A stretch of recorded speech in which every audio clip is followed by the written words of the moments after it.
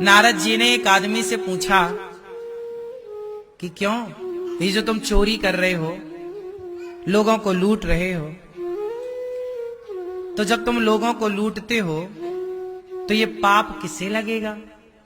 तो उस आदमी ने कहा कि मैं तो ये परिवार को बांट देता हूं, सोना चांदी हीरा मोती जो लूटता हूं, लोगों को मारता हूं। तो नारद जी ने कहा ये बताओ, ये जो तुम पाप कर रहे हो, लोगों का मर्डर कर देते हो, जंगल से कोई गुजरे ना तो एक लुटेरा था, लूट लेता था, मार देता था, बच्चों को, स्त्रियों को, पुरुषों को लूट लेता। नारद जी बोले सोना तो तुम्हारी पत्नी बांट लेती है, पैसा तो तुम्हारा परिवार बांट लेता है, पर जो तुमने पाप किया गला काट कर, वो पाप कौन बांटेगा बताओ? कहा कि सोना पत्नी बांटती है, पत्नी रखती है, बेटा रखता है, परिवार रखता है, तो पाप भी वो लोग बांटेंगे। जाओ पूछ के आओ। वो आदमी पूछने गया परिवार से, पत्नी से कहा क्यों तुम मेरा पाप बांटोगी?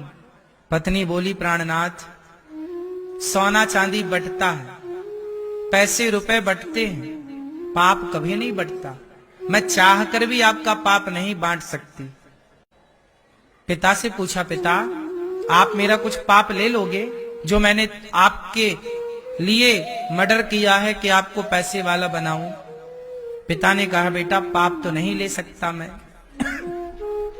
पुत्र बोला, पिता पुत्र से कहा बेटा तुम पाप लोगे मेरा, पाप भोगोगे?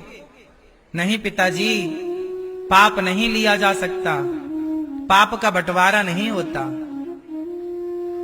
पाप तो भोगना पड़ता है स्वयं को। आंखें झुकाकर, पलकें झुका करके वो चोर, वो डाकू आया, नारद जी से कहा कि महाराज मैंने बहुत पाप किए, पैसा तो खर्च हो गया, पत्नी परिवार ने सब उड़ा दिया, पैसा मैंने बेईमानी करके कमाया, पैसा तो खर्च हो गया, पर पाप खर्च नहीं हुआ जो मैंने पाप किया था। सुनो, आपके पैसे खर्च हो जाएंगे, सोना चांदी खर्च हो जाएगा, पर पाप खर्च ना होगा, पाप भोगना पड़ेगा। नारद जी बताओ मेरा पाप कैसे जाएगा? तब नारद जी ने कहा ये बांस का सूखा डंडा गाड़ दिया जमीन में, कहा कि तुम राम राम जपो तब तक जब तक ये सूखा डंडा हरा भरा ना हो जाए। अब तो भैया नारद जी चले गए और वो राम राम भूल गया, मरा मरा जपने लगा। राम का उल्टा मरा, क्या?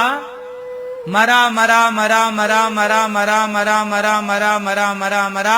जब उल्टा नाम जपा, सबसे चित्त हटा लिया, सबसे मन हटा लिया, एक प्रभु में मन लगाया, तब वह व्यक्ति भगवान के नाम के बल पर सारे पापों से मुक्त हो गया।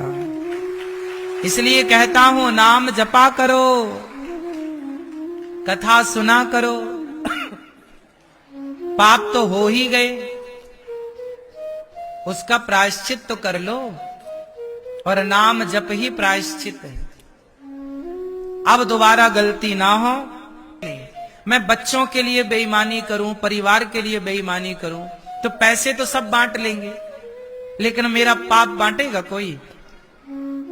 बोलो, आप लोगों ने जो भ्रष्टाचार किया, बेईमानी की, गलत काम किया, पैसा तो खर्च हो गया ना आपका, लाखों रुपए जो बेईमानी से कमाए खर्च, लेकिन पाप तो आपके पास बचा है ना, वो कौन भोगेगा?